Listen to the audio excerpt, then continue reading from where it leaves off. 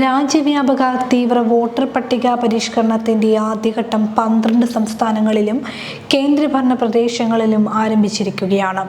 Voter പട്ടിക കുറ്റമറ്റതാക്കുക എന്ന ലക്ഷ്യത്തോടെയാണ് ആദ്യഘട്ടം SIR ആരംഭിച്ചിരിക്കുന്നത്. ബീഹാറിൽ നടത്തിയ SIRനെതിരായ ആരോപണങ്ങളും ദശലക്ഷക്കണക്കിന് സമ്മതിദായകർ പുറത്തായെന്ന വസ്തുതയും 2024 ലോക്സഭാ തെരഞ്ഞെടുപ്പിൽ കർണാടകയിലെ ചില മണ്ഡലങ്ങളിൽ നടന്ന വോട്ട് തട്ടിപ്പിന്റെ തെളിവുകളും മുന്നിൽ നിൽക്കെയാണ് രാജ്യവ്യാപക SIR ആരംഭിച്ചത്.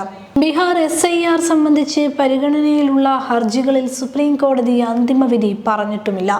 ഈ ഹർജികൾ പരിഗണിക്കുമ്പോൾ പരമോന്നത കോടതി ഉന്നയിച്ച ആശങ്കകൾ പൂർണ്ണമായി പരിഹരിക്കപ്പെട്ടിട്ടില്ലെന്ന് മാത്രമല്ല, വിമർശനങ്ങൾ അതുപോലെ നിലനിൽക്കുകയുമാണ്. കേന്ദ്ര തെരഞ്ഞെടുപ്പ് കമ്മീഷനെ ശകാരിക്കുന്നതിന് സമാനമായ വിമർശനങ്ങളും അതിൻ്റെ സുതാര്യതയെ സംശയമുനയിൽ നിർത്തുന്ന നിരീക്ഷണങ്ങളുമാണ് കോടതിയിൽ നിന്നുണ്ടായിരിക്കുന്നത്. വോട്ടർമാരെ ഒഴിവാക്കുന്നതിനുള്ള നീക്കമെന്ന് സംശയിക്കാവുന്ന വിധത്തിൽ കമ്മീഷൻ നിർദ്ദേശിച്ച രേഖകളിൽ ആധാർ കാർഡിനെ ഉൾപ്പെടുത്തണമെന്ന നിർദ്ദേശങ്ങളും കോടതി പുറപ്പെടുവിക്കുകയുണ്ടായി. ആദ്യം ഇത് കമ്മീഷൻ സമ്മതിച്ചില്ലെങ്കിലും പിന്നീട് രൂക്ഷമായി പരാമർശം നടത്തിയതിനാൽ അനുവദിക്കുകയായിരുന്നു. എന്നു മാത്രമല്ല, ധൃതി പിടിച്ച് SIR നടത്തി അന്തിമമായി പ്രസിദ്ധീകരിച്ച ബീഹാർ വോട്ടർ പട്ടിക സംബന്ധിച്ച് ഇപ്പോഴും ആരോപണങ്ങളും പരാതികളും ഉയർന്നു വരുന്നുണ്ട്. സീമാഞ്ചൽ മേഖലയിലെ 100ഓളം വോട്ടുകൾ പൗരത്വ രേഖകൾ ആവശ്യപ്പെട്ട് ഒഴിവാക്കിയെന്ന പരാതിയാണ് ഒടുവിൽ ഉയർന്നത്. പൗരത്വം പരിഗണിക്കില്ലെന്ന കമ്മീഷൻ സത്യവാങ്മൂലത്തിൽ നിന്നുള്ള വ്യതിചലനത്തിന്റെ തെളിവാണിത്.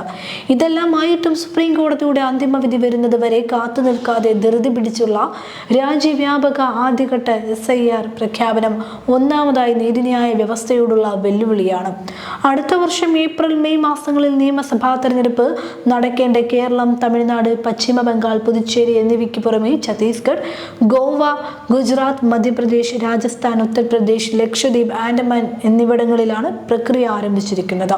ഈ സംസ്ഥാനങ്ങളെ നിശ്ചയിച്ചതിലൂടെ തെരഞ്ഞെടുപ്പ് കമ്മീഷൻ തങ്ങളുടെ രാഷ്ട്രീയ യജമാനന്മാരോടുള്ള വിധേയത്വ പ്രഖ്യാപനം നടത്തുന്നുണ്ട്.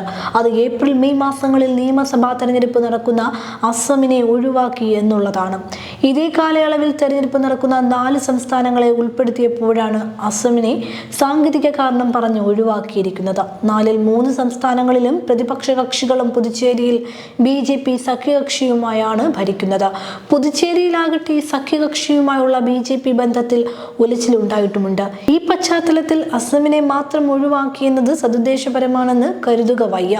പൗരത്വ നിയമപ്രകാരം പ്രത്യേക വ്യവസ്ഥകൾ ബാധകമായതിനാലാണ് അസമിനെ ഒഴിവാക്കിയതെന്നും അടുത്തു തന്നെ പ്രഖ്യാപനമുണ്ടാകുമെന്നും വാർത്താ സമ്മേളനത്തിൽ മുഖ്യ തെരഞ്ഞെടുപ്പ് കമ്മീഷൻ വിശദീകരിച്ചിട്ടുണ്ട്. നുഴഞ്ഞുകയറ്റക്കാരെ ഒഴിവാക്കി പട്ടിക ശുദ്ധീകരിക്കുകയാണ് യഥാർത്ഥ ലക്ഷ്യമെന്ന തെരഞ്ഞെടുപ്പ് കമ്മീഷന്റെ പ്രഖ്യാപനം ആത്മാർത്ഥതയുള്ളതാണെങ്കിൽ അസം പോലുള്ള അതിർത്തി സംസ്ഥാനങ്ങളിലാണ് ആദ്യം ഈ പ്രക്രിയ പ്രഖ്യാപിക്കേണ്ടിയിരുന്നത്. അവിടങ്ങളിലാണ് ഏറ്റവും കൂടുതൽ പേർ അനധികൃതമായി വന്ന് താമസിക്കുന്നതെന്നും എല്ലാവരെയും തിരിച്ചയക്കുകയാണെന്നും അസം മുഖ്യമന്ത്രി ഹിമന്ത് ബിശ്വ ശർമ്മ നാഴികയ്ക്ക് 40 വട്ടം എന്നതുപോലെ ആവർത്തിക്കുന്നതാണ്.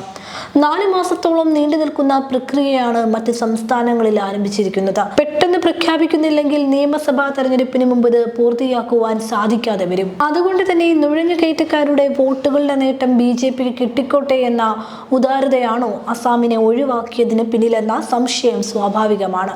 കേരളത്തെ സംബന്ധിച്ച് ഇപ്പോൾ ഈ പ്രക്രിയ നടത്താൻ തീരുമാനിച്ചതും പ്രതിഷേധാർഹമാണ്.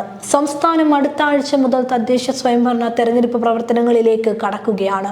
ഈ ഘട്ടത്തിൽ സംസ്ഥാനത്ത് SIR നടപ്പിലാക്കരുതെന്ന് നിയമസഭ ഏകകണ്ഠമായി കേന്ദ്ര തെരഞ്ഞെടുപ്പ് കമ്മീഷനോട് ആവശ്യപ്പെട്ടിരുന്നു. പ്രക്രിയയ്ക്ക് നേതൃത്വം നൽകേണ്ടവർ മുഴുവൻ 2 മാസത്തോളം തദ്ദേശ തെരഞ്ഞെടുപ്പ് പ്രക്രിയയുടെ ഭാഗമാകേണ്ടവരാണെന്നതിനാൽ സംസ്ഥാന മുഖ്യ തെരഞ്ഞെടുപ്പ് ഉദ്യോഗസ്ഥരും അറിയിച്ചിരുന്നുവെന്നാണ് വിവരം. എന്നിട്ടും ജനാധിപത്യ പ്രക്രിയയെയും നിയമ സംവിധാനത്തെയും അവഗണിച്ച് നടപടികളുമായി മുന്നോട്ടു പോവുകയാണ് കേന്ദ്ര തെരഞ്ഞെടുപ്പ് കമ്മീഷൻ. BJPയോടും അതിന്റെ ഭരണ സംവിധാനത്തോടുമുള്ള വിധേയത്വ പ്രഖ്യാപനം നടത്തുന്ന തെരഞ്ഞെടുപ്പ് കമ്മീഷന്റെ മുഖമാണ് ഇതിലൂടെ പുറത്തു വരുന്നത്.